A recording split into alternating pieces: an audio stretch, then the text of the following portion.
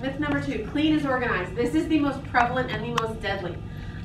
Clean and organized are very, very often confused. They are not the same thing. And you can have both, you can have either, or you can have neither in a space, right?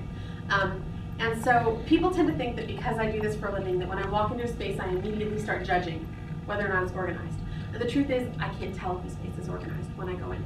I have seen offices that look like a hurricane in a paper factory, but the person can find their stuff easily and use it effectively. That is organized. It's not clean.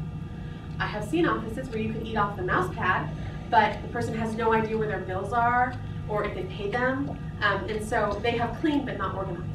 And so you don't know. Organization is about putting the systems and processes in place to keep the space the way that you want it, right? It is not the same thing as cleaning. It's not that cleaning is not noble. It's not that you shouldn't do it. It's just that you can have a balance between the two. And a lot of stuff goes into that. Is your office customer facing? What kind of environment do you work best in? You know, some people work better in a messy environment, some people work better in a clean environment. So it's really about you and what you want. But they are very, very different things, and we'll talk a little bit more about this as it goes on, but this one, they try to solve an organization. Does that make sense? So you can tell that this is you if you tend to put form before function. If you want the office pretty more than you want it to work. If you feel inefficient, you feel like you just are, constantly spinning your wheels, you're, looking at the same piece of paper 75 times and not knowing what to do with it, that's a pretty good sign that you're doing clean as organized. If you feel like you can never get ahead, you're just always behind, you never can really get on top of anything, it always seems like you're kind of maybe forgetting about something but you're not sure, that's a pretty good sign as well. And if you do massive cleanup several times a year, you do the I can't stand it, so you go into your office and you do like this massive cleanup and then 3 weeks later it looks exactly the same. Right? You have cleaned, not organized, yeah? Questions about that? This one is a really big deal and it's kind of hard to separate because in our society, clean and organized are the same thing.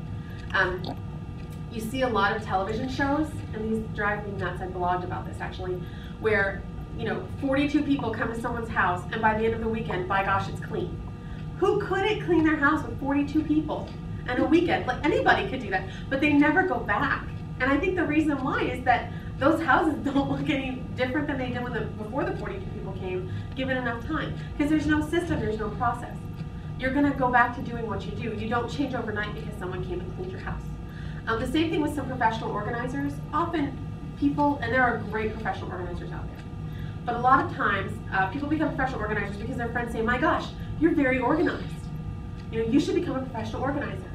Now, does my ability to organize based on the way that I think and the way that I work mean necessarily that I can create systems for somebody else? No, they're two different skill sets. And so I have clients who hired a professional organizer who came in and told them to go shopping, and they would organize their office. And so they sort of cleaned it up and filed and everything. But then the person, now it is even worse because the person had no idea where anything was, and they had created a system intuitive to someone who is obviously a very different thought pattern person than the organizer, right? Because if you're naturally organized, you naturally have that thought pattern. If you're naturally not traditionally organized, then your thought pattern is very different. And so trying to stick yourself into that system is not going to work. And so just stuff to keep in mind. And again, these cultural myths, they run really deep.